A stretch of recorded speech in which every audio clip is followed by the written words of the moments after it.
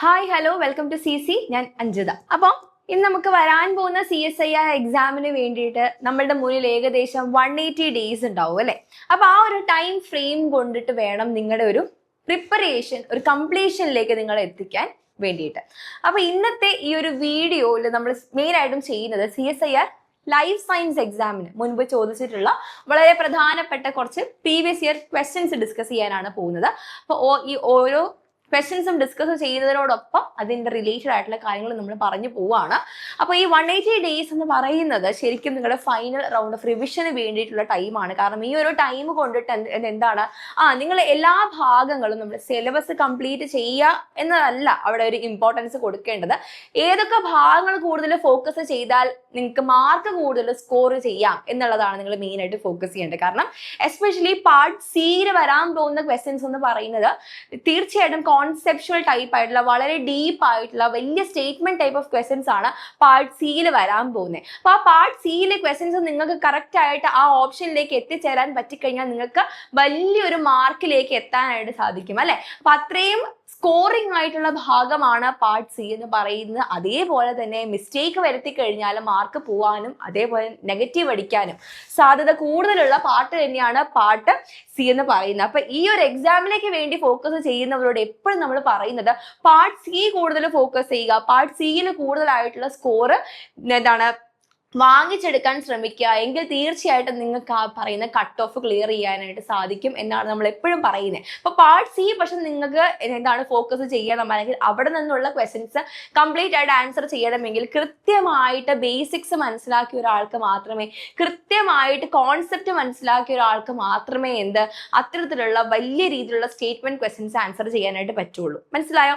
അപ്പൊ അങ്ങനെയുള്ള കോൺസെപ്റ്റ് മനസ്സിലാക്കിക്കൊണ്ടുള്ള നിങ്ങൾക്ക് ആ ഒരു എക്സാമിലേക്ക് പോകുന്നത് മുൻപായിട്ട് നിങ്ങൾക്ക് ഒന്നും കൂടെ നോക്കി പോകാനായിട്ട് ഇമ്പോർട്ടന്റ് ആയിട്ടുള്ള കുറച്ച് ക്വസ്റ്റ്യൻസ് ആണ് നമ്മൾ ഇന്നത്തെ വീഡിയോയിൽ ഡിസ്കസ് ചെയ്യുന്നത്. അപ്പൊ നമുക്ക് ടൈം വേസ്റ്റ് ചെയ്യേണ്ട, നമുക്ക് സ്റ്റാർട്ട് ചെയ്യാം. ആദ്യത്തെ ക്വസ്റ്റ്യൻ നോക്കാം. ആദ്യത്തെ ക്വസ്റ്റ്യൻ ഇങ്ങനെയാണ്: which one of the following is the communicating junction linking adjacent cells in plants which permits small molecules to pass from cell to cell while blocking the passage of most large molecules? ഒരു plant സെല്ലിൽ നിന്നും അടുത്ത plant സെല്ലിലേക്ക് ചെറിയ മോളിക്യൂൾസിനെ മാത്രം permit ചെയ്യുന്ന, എന്നാൽ large മോളിക്യൂൾസിനെ block ചെയ്യുന്ന ആ കമ്മ്യൂണിക്കേറ്റിംഗ് ജംഗ്ഷന്റെ പേരെന്താണെന്നാണ് ചോദ്യം. രണ്ട് സെല്ലുകളെ തമ്മിൽ ബന്ധിപ്പിക്കുന്ന ആ ജംഗ്ഷന്റെ പേരെന്താണെന്നാണ് ചോദ്യം. ഇതിന്റെ ഓപ്ഷൻസിൽ അഡ്ഹറൻസ് ജംഗ്ഷൻ കൊടുത്തിട്ടുണ്ട്, ഗ്യാപ് ജംഗ്ഷൻ കൊടുത്തിട്ടുണ്ട്, പ്ലാസ്മോഡെസ്മേറ്റ കൊടുത്തിട്ടുണ്ട്, ഹെമിഡെസ്മോസോംസ് കൊടുത്തിട്ടുണ്ട്. നമുക്ക് നോക്കിയാലോ? കാണുമ്പോൾ തന്നെ നിങ്ങൾക്ക് മനസ്സിലാവുന്നുണ്ടാവും പ്ലാസ്മോഡെസ്മേറ്റ ആണ്. പക്ഷെ ഇങ്ങനെയുള്ള ഡയറക്റ്റ് ക്വസ്റ്റ്യൻസ് നമ്മുടെ എക്സാമിന് വന്നിട്ടുണ്ടെന്ന് മനസ്സിലാക്കുക. ഇനി ഇതിൽ നിന്നും ഇൻഡയറക്റ്റ് ആയിട്ടും എന്താണ് ക്വസ്റ്റ്യൻസ് വരാൻ സാധ്യതയുണ്ട്, എങ്ങനെയൊക്കെ വരാം, അല്ലെങ്കിൽ ഇതിൽ നിന്നും എന്തൊക്കെ റിലേറ്റഡ് ആയിട്ടുള്ള ഫാക്ടുകൾ നമുക്ക് പഠിച്ചു പോകാം എന്ന് ചോദിച്ചു കഴിഞ്ഞാൽ, plasmodesmata are microscopic channels that transfers the plant cell wall and they link the cytoplasm of adjacent plant cells. അപ്പോൾ പ്ലാസ്മോഡെസ്മാറ്റ എന്ന് പറയുന്ന ആ ഒരു സെൽ ജംഗ്ഷൻ എന്ന് പറയുന്നത് പ്ലാന്റ് സെല്ലിലാണ് കാണുന്നതെന്ന് ആദ്യമേ മനസ്സിലാക്കിക്കൊള്ളുക. ഓക്കെ, എന്താ ചെയ്യുന്നത്? ഒരു പ്ലാന്റ് സെല്ലിന്റെ സൈറ്റോപ്ലാസത്തെ തൊട്ട് അടുത്ത് കാണുന്ന പ്ലാന്റ് സെല്ലിന്റെ സൈറ്റോപ്ലാസവുമായി ലിങ്ക് ചെയ്യിക്കുക എന്നുള്ളതാണ് പ്ലാസ്മോഡെസ്മാറ്റയുടെ ഫംഗ്ഷൻ എന്ന് പറയുന്നത്. നോക്കിക്കേ, and this is lined by plasma membrane. Plasma മെംബ്രെയിൻ്റെ ഒരു ലൈനിങ് നമുക്ക് എന്തിൽ കാണാം?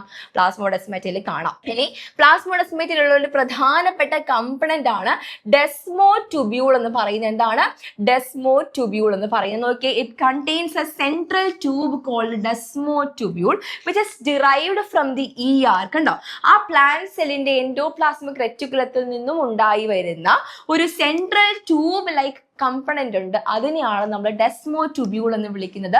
അത് നമുക്ക് എവിടെ കാണാം? ഈ പ്ലാസ്മോഡെസ്മേറ്റയിലൂടെ പാസ് ചെയ്യുന്നതായിട്ട് നമുക്ക് കാണാം. Okay, surrounding space called cytoplasmic sleeve allows the movement of substances. അപ്പൊ ഈ ഡെസ്മോ ട്യൂബ്യൂൾ കഴിഞ്ഞിട്ടുള്ള ബാക്കിയുള്ള സ്പേസിനെ നമ്മൾ ഏത് പേരിലാണ് വിളിക്കുക? സൈറ്റോപ്ലാസ്മിക് സ്ലീവ് എന്നാണ് വിളിക്കുക. അതുവഴിയാണ് മോളിക്യൂൾസ് പാസ് ചെയ്യുക. ചെറിയ സൈസിലുള്ള മോളിക്യൂൾസിനെ മാത്രമേ ഇതുവഴി പെർമിറ്റ് ചെയ്യുകയുള്ളൂ. അപ്പൊ നോക്കിക്കേ, ഈ ഒരു പിക്ചറിൽ നിങ്ങൾ നോക്കിയാൽ നിങ്ങൾക്ക് കൃത്യമായിട്ട് കാണാൻ സാധിക്കും. നോക്കിക്കേ, ഈ കാണിച്ചിരിക്കുന്നതാണ് പ്ലാസ്മോഡെസ്മാറ്റ. ആ ഒരു ഗ്യാപ്പ് എന്ന് പറയുന്നത് ഇത് ഒരു സെല്ലാണ്, സെൽ 1 ആണ്, ഇത് സെൽ 2 ആണ്. ഈ രണ്ട് സെല്ലിന്റെ ഇടയ്ക്ക് നിങ്ങൾക്ക് ഇങ്ങനെ ഒരു ഗ്യാപ്പ് കാണാനായിട്ട് പറയാനായിട്ട് സാധിക്കും അല്ലെ. അപ്പൊ അതായത് നോക്കിക്കേ, ഈ ഭാഗത്ത് ഇങ്ങനെ ഒരു എക്സ്റ്റൻഷൻ അല്ലെ, ഈ ഭാഗത്തേക്ക് എക്സ്റ്റെൻഡ് ചെയ്യുന്ന ഒരു ട്യൂബ് ലൈക്ക് സ്ട്രക്ചർ കാണാം. ഇതിനെയാണ് നമ്മൾ ഡെസ്മോ ട്യൂബ്യൂൾ എന്ന് വിളിച്ചത്. അത് എന്തിൽ നിന്നാണ് വരുന്നത്? എൻഡോപ്ലാസ്മിക് റെറ്റിക്കുലത്തിന്റെ ഒരു എക്സ്റ്റൻഷൻ ആയിട്ട് കാണുന്നതാണ്. ആൻഡ് ബാക്കിയുള്ള ഭാഗം, ബാക്കി ഫ്രീ ആയിട്ടുള്ള ഭാഗം ഉണ്ടല്ലോ, അതിനെയാണ് സൈറ്റോപ്ലാസ്മിക് സ്ലീവ് എന്ന് വിളിക്കുന്നത്. അതുവഴിയാണ് ഒരു സെല്ലിൽ നിന്ന് അടുത്ത സെല്ലിലേക്ക് പോകുന്നത്? ഇങ്ങനെ കമ്പണൻസ് പാസ് ചെയ്ത് പോകുന്നത്. അപ്പൊ ഇങ്ങനെയുള്ള പ്ലാസ്മോഡെസ്മേറ്റയുടെ ഫംഗ്ഷൻസ് എന്താണെന്ന് കൂടി നോക്കാം. Direct cell to cell communication, ഏറ്റവും പ്രധാനപ്പെട്ട ഫംഗ്ഷൻ എന്ന് പറയുന്ന ഒരു സെല്ലിനെ മറ്റു സെല്ലുമായി കമ്മ്യൂണിക്കേറ്റ് ചെയ്യാനായിട്ടുള്ള ഒരു സാധ്യത ഉണ്ടാക്കി കൊടുക്കുക.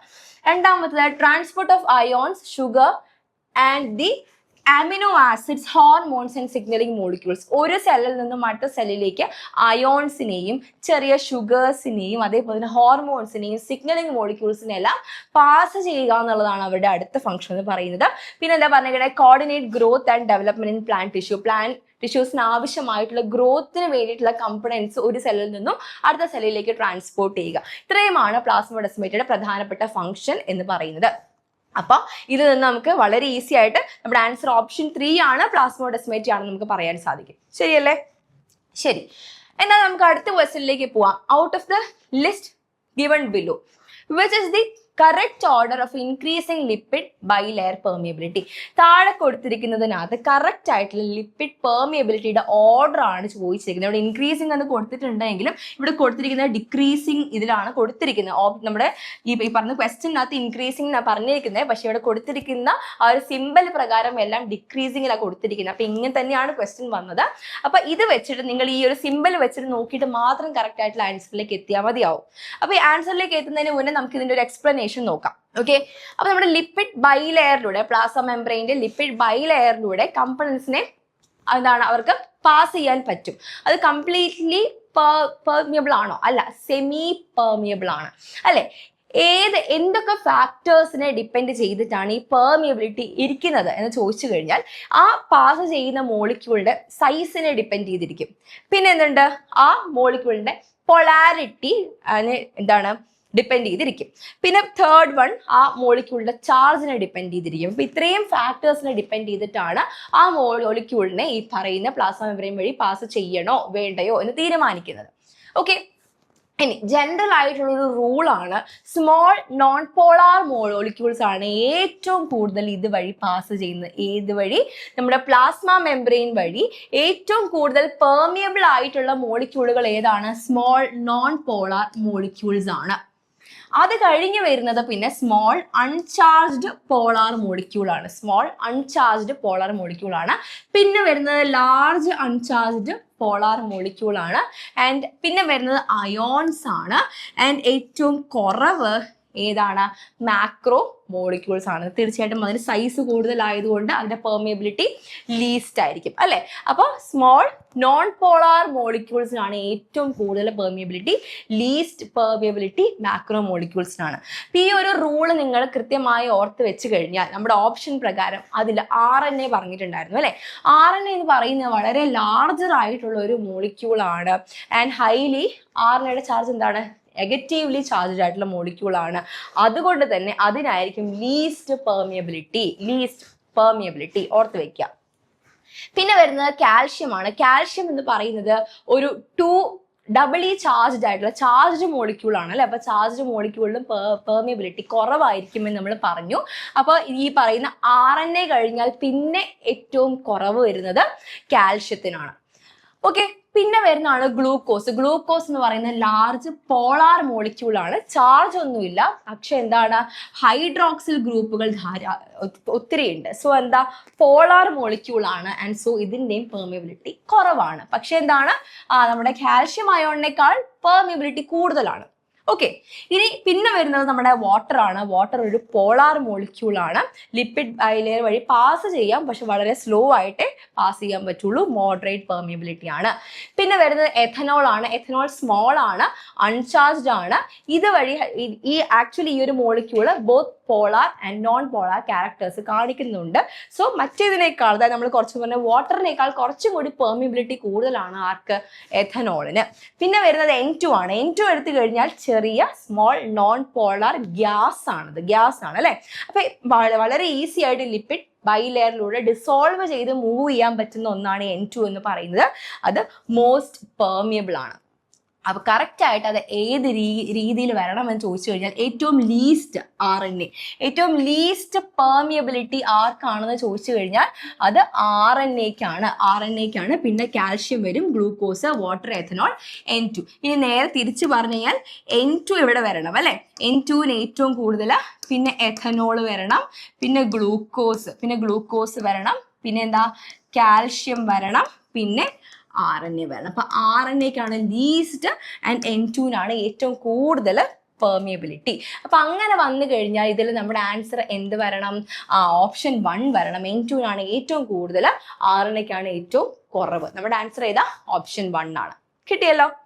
ഓക്കെ. അപ്പൊ കറക്റ്റ് ആയിട്ട് ഈ ഒരു റൂള് നമുക്ക് കിട്ടിയെങ്കിൽ നമുക്ക് ആൻസറിലേക്ക് പെട്ടെന്ന് എത്താൻ സാധിക്കും. ഇനി നമ്മൾ അടുത്തൊരു ക്വസ്റ്റ്യനിലേക്ക് പോവാണേ. Which one of the following statement correctly explains the function of GTPase activating protein gap in the regulation of heterotrimeric G proteins in plants? പ്ലാന്റ്സിൽ ഹെട്രോട്രൈമറിക് G പ്രോട്ടീൻസിൽ ഗ്യാപ്പ് എന്ന് പറയുന്ന പ്രോട്ടീനിന്റെ പ്രാധാന്യം എന്താണ്? അല്ലെങ്കിൽ GTPase ആക്ടിവേറ്റിംഗ് പ്രോട്ടീൻ എന്ന് പറയുന്നത് എങ്ങനെയാണ് ഈ സെൽ സിഗ്നലിങ്ങിനെ റെഗുലേറ്റ് ചെയ്യുന്നത് എന്നാണ് ചോദ്യം. കുറച്ച് ഓപ്ഷൻസ് പറഞ്ഞിട്ടുണ്ട്. അപ്പൊ നോക്കിക്കേ, നമുക്ക് ആദ്യം അതിന്റെ എക്സ്പ്ലനേഷനിലേക്ക് പോയിട്ട് ആൻസറിലേക്ക് വരാം. ഹെട്രോട്രൈമറിക് G പ്രോട്ടീൻ എന്ന് പറയുമ്പോൾ അതിൽ 3 സബ് യൂണിറ്റ്സ് ഉണ്ടാവണം. അതുകൊണ്ടാണ് അതിനെ ട്രൈമറിക് എന്ന് വിളിക്കുന്നത്. ആൻഡ് ദാറ്റ് ഇസ് ഹെട്രോട്രൈമറിക് എന്ന് വെച്ചാൽ 3 സബ് യൂണിറ്റ്സും ഡിഫറെന്റ് ആണ് എന്നർത്ഥം അല്ലെ. അപ്പൊ അതിൽ ഏതൊക്കെയാണ്? G ആൽഫയുണ്ട്, G ബീറ്റയുണ്ട്, G ഗാമയുണ്ട്. Alpha, beta, gamma 3 sub units. Okay. ഇനി G ആൽഫ എന്ന് പറയുന്ന സബ് യൂണിറ്റ് GTPയുമായി ബൈൻഡ് ചെയ്തിരിക്കുന്ന സ്റ്റേജിലാണ് എങ്കിൽ അത് ആക്റ്റീവ് ആണ്. ഓക്കെ. അങ്ങനെ GTPയുമായി ബൈൻഡ് ചെയ്തിരിക്കുന്ന സ്റ്റേജിലാണ് G ആൽഫ എങ്കിൽ ഈ G ആൽഫ G ബീറ്റയിൽ നിന്നും ഗാമയിൽ നിന്നും സെപ്പറേറ്റ് ചെയ്ത് പോകും. അങ്ങനെ സെപ്പറേറ്റ് ചെയ്ത് പോയിട്ട് അതെന്താണ്? സിഗ്നലിങ്ങിലേക്ക്, അത് ഈ സെല്ലിൽ തന്നെ ഡൗൺ സ്ട്രീം സിഗ്നലിങ് സ്റ്റാർട്ട് ചെയ്യും. അപ്പോൾ ആക്റ്റീവ് സ്റ്റേജ് എപ്പോഴാണ്? G ആൽഫ GTPയുമായി ബൈൻഡ് ചെയ്തിരിക്കുന്ന സ്റ്റേജിലാണ് അവർ ആക്റ്റീവ് എന്ന് പറയുന്നത്. ഇനി എപ്പോഴാണ് ഈ GTPയെ ഹൈഡ്രലൈസ് ചെയ്ത് GDPയും ഇൻഓർഗാനിക് ഫോസ്ഫേറ്റും ആക്കി മാറ്റിക്കഴിഞ്ഞാൽ ഈ G ആൽഫ പിന്നെ എന്തായി? ഇനാക്റ്റീവ് ആയി പോയി അല്ലെ. അപ്പൊ ഇങ്ങനെ GTPയെ സ്പ്ലിറ്റ് ചെയ്യുന്നതിനാണ് GTPase ആക്ടിവിറ്റി എന്ന് വിളിക്കുന്നത്. GTPase activity. അപ്പൊ ഇങ്ങനെ GTPase ആക്ടിവിറ്റി ഈ G ആൽഫയ്ക്ക് അല്ലെ സ്വതസിദ്ധമായി ഇൻട്രിൻസിക് ആയിട്ട് എന്തുണ്ട്? ഒരു GTPase ആക്ടിവിറ്റി ഉണ്ട്. അപ്പൊ ഈ GTPase ആക്ടിവിറ്റി കാരണം അത് സ്വയമേ ഈ GTPയെ ക്ലീവ് ചെയ്ത് GDPയും PAയും ആക്കി മാറ്റും. അങ്ങനെ ആയി കഴിഞ്ഞാൽ ഈ G ആൽഫയ്ക്ക് എന്താണ്? ഇൻആക്റ്റീവ് സ്റ്റേറ്റിലേക്ക് മാറി. അപ്പൊ അത് വീണ്ടും G ബീറ്റ ആൻഡ് ഗാമയുമായി റീഅസോസിയേറ്റ് ചെയ്ത് ട്രൈമറിക് ഫോമായി മാറും. മനസ്സിലായോ? അപ്പോൾ ഇങ്ങനെ ഈ GTPase ആക്ടിവിറ്റി അല്ലെങ്കിൽ ഈ ഒരു ഗ്യാപ്പ് പ്രോട്ടീൻ, ഈ ഒരു GTPase ആക്ടിവിറ്റിയാണ് GTPയെ ഹൈഡ്രലൈസ് ചെയ്യാനായിട്ട് കാരണമാകുന്നത്. അപ്പൊ അങ്ങനെ ഈ ഒരു GTPase ആക്ടിവിറ്റി എവിടെയാണ് കാണുന്നത് ചോദിച്ചു കഴിഞ്ഞാൽ RGS1 ഡൊമെയിനകത്താണ്. ഏത് ഭാഗത്താണ്? RGS1 domain. G ആൽഫയിലെ തന്നെ RGS1 ഡൊമെയിൻ. എന്താണ്? Regulator of G protein signalling 1 എന്നാണ് ഡൊമെയിന്റെ പേര്. ഈ RGS1 എന്ന് പറയുന്ന ഡൊമെയിനിലാണ് അവർക്ക് ഈ GTPase ആക്ടിവിറ്റി ഉള്ളത്, അല്ലെങ്കിൽ ഗ്യാപ്പ് ആക്ടിവിറ്റി ഉള്ളത്. അവരാണ് എന്ത് ചെയ്യുന്നത്? G ആൽഫയുമായി അസോസിയേറ്റ് ചെയ്ത് നിൽക്കുന്ന GTPയെ ക്ലീവ് ചെയ്ത് GDP ആക്കി കൺവേർട്ട് ചെയ്യുന്നത്. അപ്പോൾ ഈ ഗ്യാപ്പിന്റെ ആക്ടിവിറ്റി എന്താണ്? GTPയെ ഹൈഡ്രലൈസ് ചെയ്യുന്നു.